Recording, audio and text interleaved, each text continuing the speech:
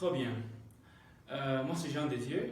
Je voudrais prendre cette occasion pour partager certaines astuces pour postuler à des bourses d'études pour ceux qui veulent poursuivre leur master surtout.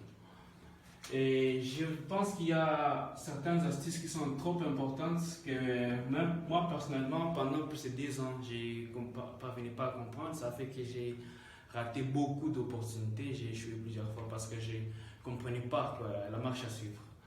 La première des choses qui est trop cruciale, c'est d'avoir un plan. D'avoir un plan, ça signifie savoir exactement pour quel programme vous voulez postuler. Par chaque programme a ses exigences et chaque programme a ses attentes pour ceux qui veulent postuler. Par exemple, il y a VLIR a des attentes qui peuvent être différentes de DAD, qui peuvent être différentes de Open State Foundation avec CSLA, qui peuvent être différentes de Chevening ou qui peuvent être différentes de Eiffel et les autres. C'est-à-dire savoir avoir un plan, lister les opportunités pour lesquelles vous voulez postuler. Par exemple, là, vous savez, Humphrey Fellowship. Vous savez, Humphrey, tu sais, vous savez, ça, par exemple, on demande 5 ans d'expérience. Vous savez, il y a DAD. Vous savez, il y a VLIR, par exemple. Il y a Fulbright. Il y a Chevening. Par exemple, il y a Chevening et les autres. C'est-à-dire, quand vous connaissez bien la liste, quand vous connaissez bien les programmes pour lesquels vous allez postuler, vous saurez aussi les exigences et vous saurez vous en conforter. La première des choses pour nous Congolais, par exemple, c'est d'abord savoir si le programme est anglophone ou francophone. Si le programme est anglophone, donc on demande d'avoir une preuve que vous connaissez l'anglais, c'est avoir pris un test, TOEFL, IELTS et les autres. Vous devrez vous préparer d'abord pour avoir ce document avec vous. Quand vous avez le document avec vous, vous avez une grande chance que par rapport aux personnes qui n'ont pas ce document. Documents comme TOEFL, comme IELTS sont des documents qui coûtent normalement $180, $190. Vous pouvez les faire y aller partout. Mais ce qui importe, ce n'est pas le coût de ces documents-là, mais c'est beaucoup plus la préparation que vous faites avant de prendre ces tests. Parce que si vous ne vous préparez pas, vous risquez de donner $190 et avec le transport et tout, et voir postuler sans avoir moins de scores et ne pas être retenu. Donc, première des choses, exigence. L'exigence, j'ai dit si c'est un programme anglophone, il faut savoir la langue d'instruction. Est-ce qu'on va enseigner en anglais ou en français? Si c'est en anglais, prenez les temps qu'il faut. Je me rappelle, moi j'ai pris au moins une année où j'ai préparé sérieusement en anglais. Et je pouvais prendre, pas chaque fois, mais quand même j'ai pris l'occasion de me mettre dans les groupes Facebook où on parle anglais, chercher dans les groupes WhatsApp où on parle anglais, chercher des amis avec qui vous pouvez interagir en anglais, chercher des films américains, chercher des discours des présidents, Barack Obama par exemple, et d'autres personnes qui parlent vraiment anglais. Ça peut vraiment vous aider, ça c'est crucial. Mais, s'il vous plaît, retenez bien, pour les tests, on ne teste pas l'anglais, on teste les tests. Ça voudrait dire, chaque test aussi a son format, il faut plutôt préparer l'anglais de ces tests. Ok? Alors, pour bien prendre le temps qu'il faut, après avoir étudié l'anglais, prenez au moins 2 ou 3 mois, vous étudiez seulement l'anglais. Donc, les formats de ces tests-là que vous voudrez penser, c'est le TOEFL, c'est IELTS, prenez le temps qu'il faut. Alors, vous allez aussi, une fois que vous êtes sûr que votre langue est assise sur terre, regardez, deuxième critère, souvent dans les exigences, on demande les années d'expérience. Il y a certaines bourses qui disent nous aimerions des candidats qui ont déjà fait 3 ans ou moins d'expérience, qui peuvent prouver. Il y a d'autres qui disent bon, on veut, mais de toutes les façons, nous aimerions plus ceux-là qui vont bien répondre aux questions que nous leur allons les poser. D'habitude, ça va aussi avec quelque chose que vous aurez déjà fait. Ce que je conseillerais pour beaucoup de gens qui finissent les études, n'ont pas encore de boulot, comme c'est la situation souvent dans les pays, c'est de voir comment ça finance de certaines organisations communautaires, certaines organisations de jeunes, certaines organisations locales qui font quelque chose dans la communauté. Cela vous permettra d'avoir quoi dire quand même, d'être déjà actif et de dire pourquoi vous voudrez faire un master de maîtrise, parce que vous faites déjà quelque chose à la maison. Plutôt que de rester en train d'attendre sans rien faire parce qu'on n'a pas de boulot, Trouvez quelque chose que vous pouvez vous affilier ou créer finalement votre propre organisation et faites quelque chose par laquelle on peut vous identifier, on peut dire telle personne, il voudrait faire sa maîtrise, mais il fait ça. Et un conseil d'amis, si vous faites ça, cherchez à les mettre en ligne. Faites votre petite activité, créez une page Facebook, créez un site web. Aujourd'hui, avec 50, 100 dollars, il y a des IT qui peuvent le faire pour vous. Créez une page Facebook, créez un site web, vous pouvez montrer ce que vous faites et ça vous permettra d'être sélectionné parce que vous serez plus visible. Et je vais parler des communautés.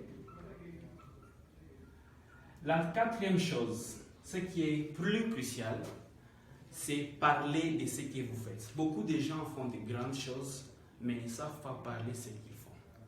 On va vous demander dans un essai, dans une rédaction, qu'est-ce que vous faites? Pourquoi pensez-vous que vous êtes les meilleurs candidats pour ce programme? Et c'est là où je voudrais vraiment insister.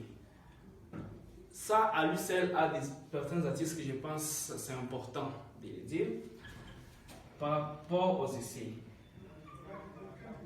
Première chose, c'est d'abord comprendre la question. Qu'est-ce qu'on vous demande? Ça, c'est trop crucial.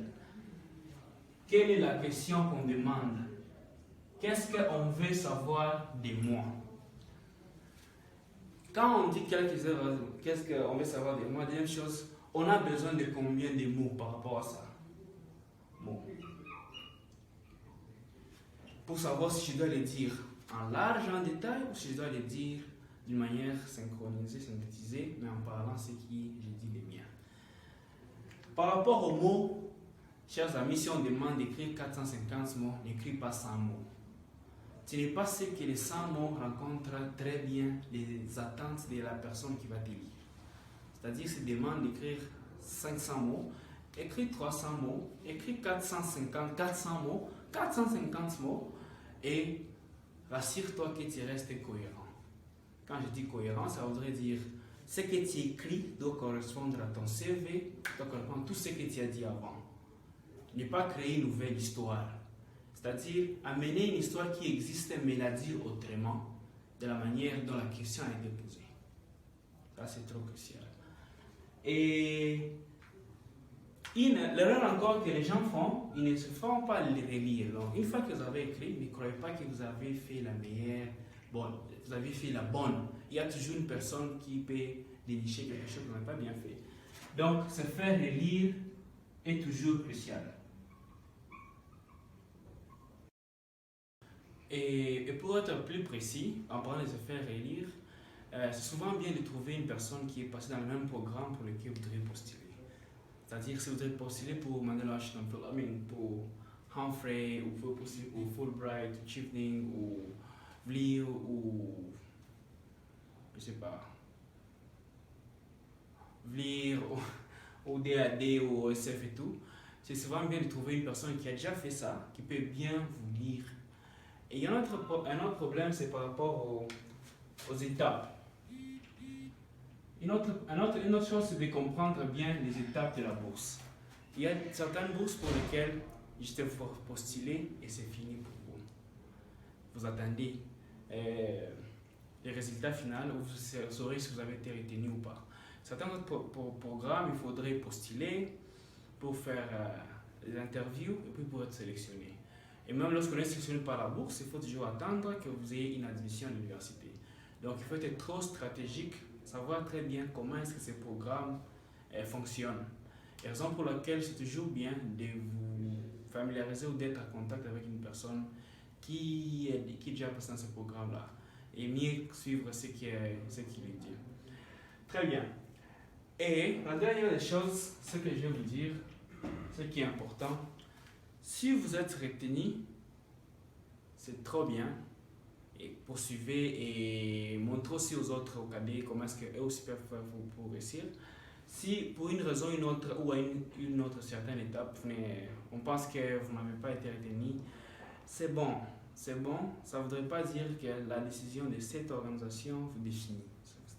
Vous restez la même personne, vous gardez vos mêmes ambitions, vos mêmes idées, poursuivez toujours, repostulez, comprenez bien où est-ce que vous avez fait les erreurs, repostulez l'année prochaine et peut-être vous pourrez bien réussir. Moi qui vous parle, j'ai travaille avec CSLA.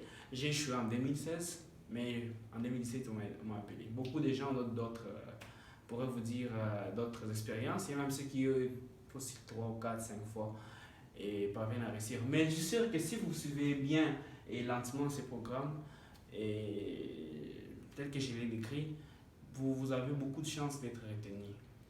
Bien, merci. Bonne chance et à plus.